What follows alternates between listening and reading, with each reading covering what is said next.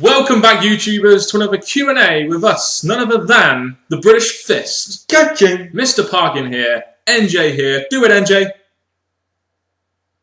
What's up? Not that the subscription is up above anymore. It's in fact down below, along with the like bar, and also comment your thoughts on the questions we've answered down in the comment section below. And please make sure you contact us in the links in the description box below. Indeed, and with every Q&A that we do, we also ask you to give us your questions. All the links to that will be in the description box below. The best way you can do it is through YouTube inboxing us or commenting down below. You can alternatively use facebook.com/BritishFist or twitter.com/BritishFist with the hashtag BritishFistQA. Those are the ways you can get questions into us. And with this being a favourite video of mine and ours, please keep the questions coming so we can keep on going on and on and on. And on and on and on. What yes. a great remix that was by Duke THS, or Casey Morris as he's known on Facebook.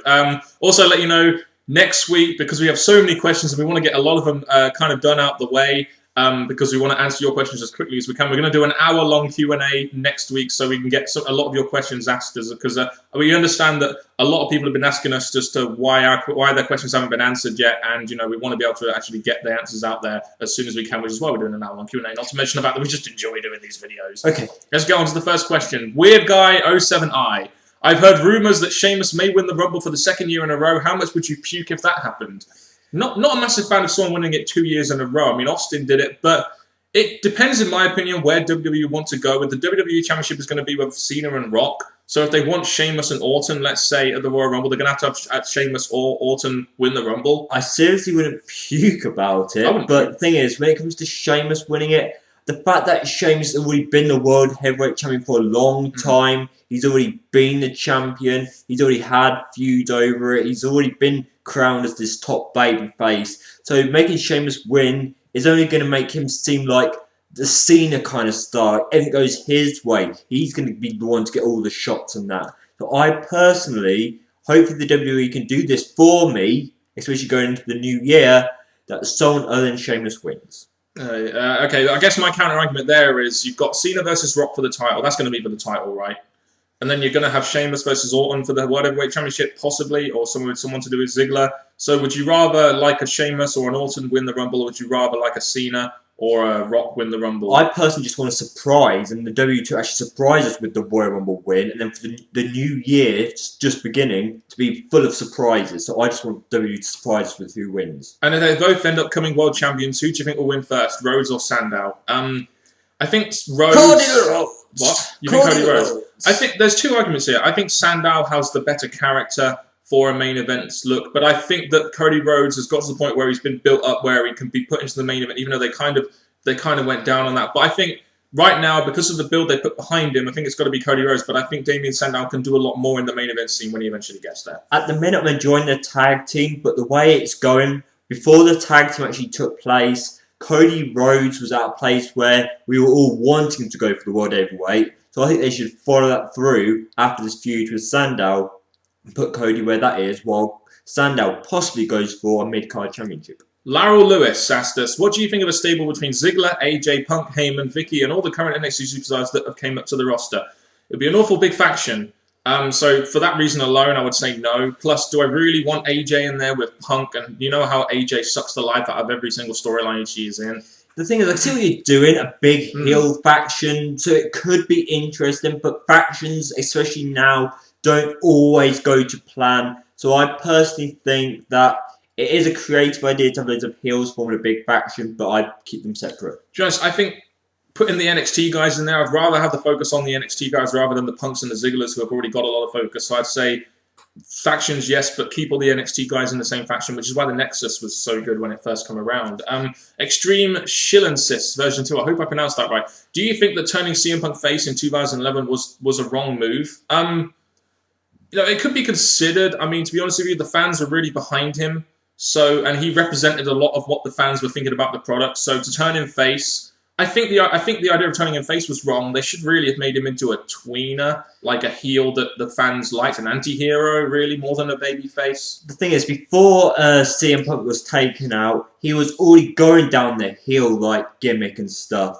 Yes, you had the Orton hit punting him out. Then you had this thing going on here. I think he plays good as both, but I think him becoming a heel could be a pretty good move. But as for face, it worked for the WWE. It worked in the sense that it was an anti-hero, but as soon as he became a corporate babyface, it really didn't work. Who do you think is the next face of the WWE? Right now, with Cena, they don't really have one. Maybe Sheamus or Ryback, either one of those two. Even though I think Sheamus is already at that place, if I had to pick someone, who do you think? I wish it was who do you want? Who do you think? With the way the WWE are going, it's going to be that RBD Goldberg-y character Ryback. Thoughts about indies like PWG Chikara or Perescu like New Japan Pro Wrestling or Noah?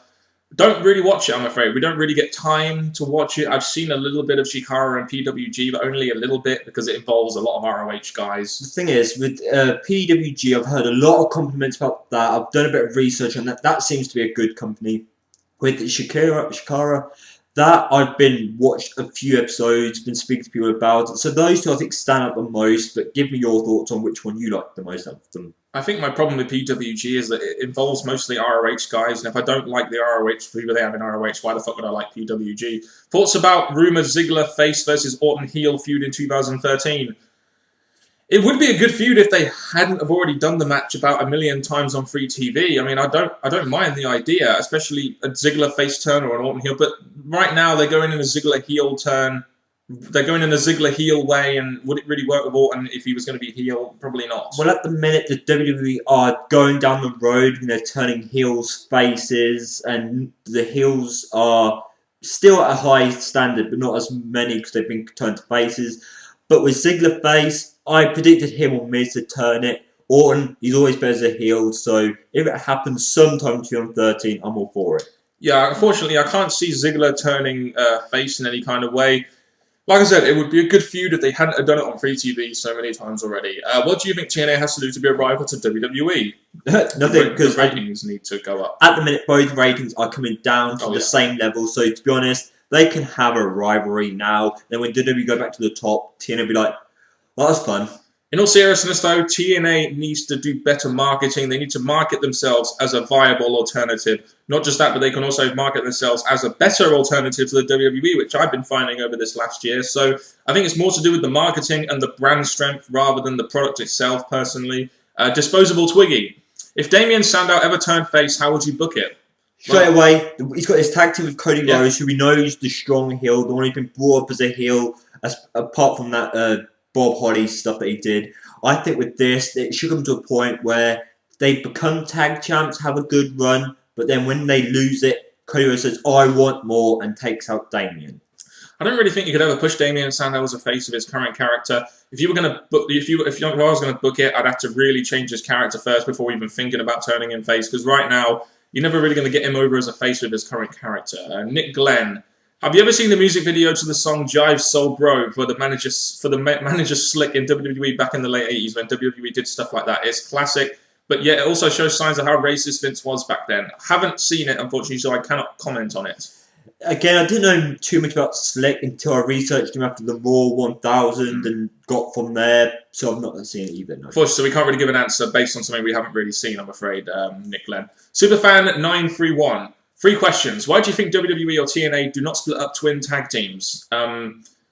Because they don't... I think the thing is with twins is they don't necessarily want to hold each other back. So if one of them's better than the other, like the Briscoes in ROH, they'll stay together. And sometimes it's a lot better that they stay together because sometimes some of them just can't go off on singles runs. Number one, I don't agree with splitting up too many tag teams. But twins, well, they started to do it between the betters, but they never fulfilled it because they thought they're better off together. So I don't think they really need to. And when it comes to tag teams, especially the WWE and TNA, they need to stay together as long as they can. Yeah, they do need to keep those tag teams together. What are your overall opinions on repackaging superstars? As long as it is a good repackage, like, say, for example, like the Rocky Maivia into The Rock. But there are some bad repackages, like Brodus Clay into the Funkasaurus. Some may see it as bad, others may not. But you know, it does get to a point where some characters need repackages. They do. They just need repackages. Wade Barrett's didn't work very well. But if the repackages work well, then it's good. But sometimes they just don't work very well. I don't really agree with repackaging that often because not many repackages actually work for me, apart from Triple H's one to what he is now. But to be honest, repackaging to try and get them over, fair enough. But if their first character worked and it ends up not working, then it could be something to possibly do with the writing. It's something that needs to happen eventually. You can't have the same character over and over again. Look at Hogan repackaged into a heel with the NWO. That worked. Should JTG join the primetime players? No. They don't need another jobber on their team, do they? If JTG do anything, it's to reunite with Crime Time. Joining primetime players, I can almost see why you want JTG to join them too. Yes. Jules Daly, do you guys think the Usos should be pushed? Yes. As a tag team, yeah. I mean, why not? There's something new. They've been on a bit of a roll lately, I guess. Why not push the Usos? For a while now, I think it's a bit of a shame that the Usos have never got to the place where they could have got if the push continued when they started to get involved. So I say it is a bit of a shame that they have not been pushed yet. Subhan the best. When do you think Batista will return? Never. Well, I don't know why he'd want to return, especially when he's vented his very obvious frustrations on the PG product that he wasn't a fan of. Even though with Batista, I think with him being a big name and a very likeable character, even though when a heel stuff he was meant to get hated and stuff, but I think he should come back for a match or some big storyline-ish thing. Full time, that's only a wish of mine, but I think he should at least come back and wrestle again. Matt Hennessy, is WWE Tag Team Division better now or better in the Attitude Era? I think it's definitely better in the Attitude Era because you had more recognisable tag teams back then, and right now you do have a good tag team division, but a lot of them, just aren't quite at the level, and they're not. A lot of them are temporary as well. As I was starting to show you, there were great tag teams factions in the Attitude Era. The WWE, they are creating tag teams that fans are getting behind, but like Dan said, they're temporary, and that thing that throws me off the tag team division altogether. So the Attitude Era. Definitely the Attitude Era. 3 letters for you, TLC. Why do you think WWE has stopped giving heels heat and made the heels cowards? No idea. Really don't. I don't know. Well, answer the second part of the question. To make them cowards, I think it's just to put the baby faces over, or the face over in a stronger way, making the heels look like they're scared of them. My examples of how the heels have become down is Kane used to be a feared monster, and now he's just a guy that people think, fine, I'll face you, I'll beat you down. And it's just a shame that the faces are being booked too strong over the heels. You could say that. Mr. Factstater asked us a quite long question, but a very interesting one at that. People keep saying that a PG wrestling product can work because it works in the past, but do they realise that classification laws are more strict these days than they were in the past? I know this because the old WWF videotapes from the 80s and early 90s were either PG or exempt from classification. The ones that were exempt from classification have since been re-released on DVD and reclassified as 15. Also, if you watch WWE Vintage Collection, they've cut out a lot of the violent bits which can't be now shown because of their PG product, which is further proof that classification laws are more strict these days. So basically, this whole question revolves around stuff that was done back in the 80s in the PG era. You could get away with a little bit more, whereas now we're in a more politically correct world where you can't really get away with that much stuff and there's more media, etc. I do agree with that, Mr. Factstater. I do think that is a bit of a case as to why the PG product can't necessarily work as well as maybe it did back in the 80s and late 80s, early 90s. It's a shame how strict the WWE and wrestling general has become. Yes, they may be showing signs of stuff that is going to be the way to help it improve, but I agree, it's not. Cheat Daff asked us 3 questions. How do you see the wrestling business in 20 years' time? It's very hard to say. It may be on a position where it may just go into a peak. It may go into a peak and then go back into a down. It's very hard to say what a business is going to be like in 20 years. There are so many things that could change. The business may not even be around in 20 years for all we know. Well, you've used a kind of a big number there, 20 years. And I think in 20 years, when they get out the ruck, when new things come in time, I think if wrestling is still, let's say, motivating, growing, or at a point where it can improve, I can see it being better than what it is now. To be honest, I wouldn't be surprised if by the 20 years' time, wrestling business was dead. Just me personally. I wouldn't want to see it, but it might happen. Can Conor O'Brien become the new Undertaker? Conor O'Brien has that dark gimmick, that kind of Undertaker-like gimmick, but it will take a lot, and I mean a lot, of improvement and recognition if you were going to become the new Undertaker. I can see what you mean. You're comparing the dark gimmicks, but in terms of a new Undertaker, not in my opinion. Because Undertaker is not just about the wrestling. If you hear what other wrestlers and employers have to say about him, it goes a lot deeper than that. Backstage to bring up stars, in the ring with stars, the streak, the storylines and all that. They could try and use Conor to do the same, but Out of the all match takers. Oh no way! I can see the comparison, but just not really on the same level. What do you think about Bray Wyatt versus Stone Cold? Never gonna happen. It would be awesome, though. Skeeter MC Meat Beater. That's an awesome YouTube name. What did you guys think of each other after meeting for the first time? Well, that would have been when we were like kids. So, you know, I don't really know. I can't remember my thought process when I was a kid. Back then, you know, we had Superman and Batman. It was just pure awesome. So I knew we were going to be a great team. What is the first... Superman and Batman are a team? Oh, yes. I guess they are a team in some comics, aren't they? What is your first show you guys watched together, and what was the first show each of you watched individually? It would have been Raw. I mean, I remember a while back when I came to your house and we watched a pay-per-view. I can't remember which one it was. The first one I watched individually was Royal 2000, but I remember coming around yours once to watch with your brother and everything, and I watched a pay-per-view. I can't remember which one it was, but it was a while back. It was a while back, but I think it would have been sort of like near the beginning of the year, like... We all know probably the summer because we would have had time off. But either one, I don't know one, but it definitely Raws, many Raws. And then when we sort of became a lot closer friends, we watched the Raw in summer 2010. I can't remember which one it was, and we kept watching it every week from then on. Made it like a weekly thing until lately, when obviously WWE has become pretty shit. Fuck, marry or kill for NJ, Karma, ODB, and Santina Morella. Okay, let's do this slowly. Fuck, marry or kill. Okay, we'll do fuck first. Come on. ODB. Yeah. Marry Santina Morella. And no. Marry Karma and kill Santina Morella. I think you're supposed to. It's hard. I'm trying to do something a bit different, but the whole kill thing really throws me. You've had question that result round killing. My mind goes blank. I don't like it. But fuck, marry, kill for Mr. Parkin. China, Tamina, and Vicky Guerrero. Kill China. I would.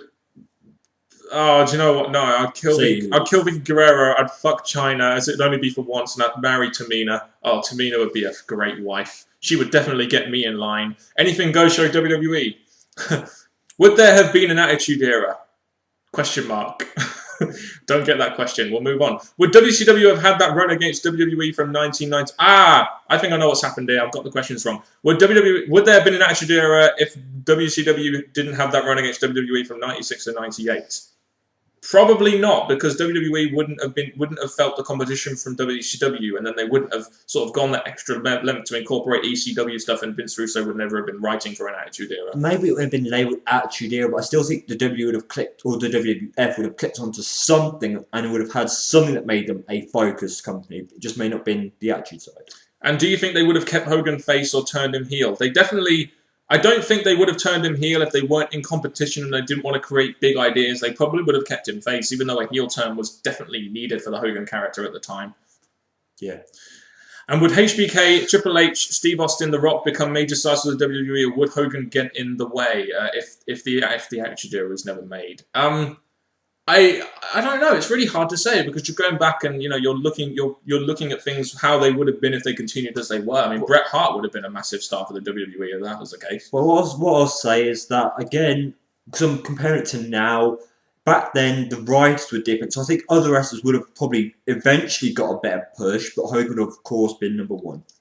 Jamal Payne, what would have happened if Cena was forced to retire today? The business would go downhill big time. The WWE would continue to push wrestlers that don't really deserve it just yet, but it would never be the same without joke. CRS WCW. Could you see Jay Lethal signing for WWE? No, just going to stick with ROH. CF Alex Nation 11. Question for NJ. Who would you want to win Daniel Bryan versus John Cena at WrestleMania? Son of bitch. Just obvious. I'm just the double draw. No, I was just doing sarcastic stuff there. The answer is Daniel Bryan, because John Cena put over Daniel Bryan. Oh, hallelujah. Damien Sandow for the win. Latte Carter asked us 3 questions. Actually, 4 questions. What are the top 3 scariest moments that ever happened to you? I can't personally. I remember once I was in my bedroom, and I don't know whether I was dreaming or not, but I swear I saw an antenna move up and then go up like that once. It was an antenna of my stereo. That was freaking scary. Well, if I had to pick 2, it would be me turning injured for the first time. Oh, yeah. And the second one would be a bit personal, but the fear of losing someone that I never thought I would. Indeed. What was your favourite rock and sock moment, excluding This Is Your Life? No, not a match. It was just fighting without the audience. Oh, you mean that was when they were feuding, wasn't it? I think I'm talking about the tag team here. And what about when they faced Evolution at WrestleMania 20? That was pretty good. That was not in the past. If I was to pick something in the past, did they win the tag titles? They must have done once or twice. Again, I can't really think of a specific moment because by the time we started watching it finished, so we're just having to name stuff that could have happened or did happen in the now time. What's the best and worst Christmas you've ever had? The best Christmas I probably had was before I was 13, because after that I kind of stopped caring about Christmas. Best Christmas is every year because it's Christmas. The worst is next year because there's going to be no Santa. Oh yeah, I forgot about that. Terminator Ranger took out Santa, didn't they? Are you both dating? Nope. Single. You never know with NJ. One more question. Cheat Daft. Will Tajiri ever return to WWE, and do you want him back, brother? No. Do I want him back? I think it would be, again, not the right time for him because the Cruiserweight is gone and he didn't really offer anything for the future, like the Intercontinental, maybe tag, but not really strong enough. Indeed, and that's been another Q&A with us, the British Fist. Ka-ching! Ka-ching, indeed. Put your comments and questions down in the comment section below, and look forward to next week when we're going to be doing an hour-long Q&A. Where it's not going to be 2 hours, NJ. That's the live stream limit we have. We're going to be doing an hour-long Q&A, so hopefully all of your questions will be answered then. But we still have a ton of questions we're going to have to answer after that as well, so look forward to that. And until next time, YouTubers, from Mr. Parkin and me, NJ, hope you've enjoyed this Q&A. And until next time, take it easy.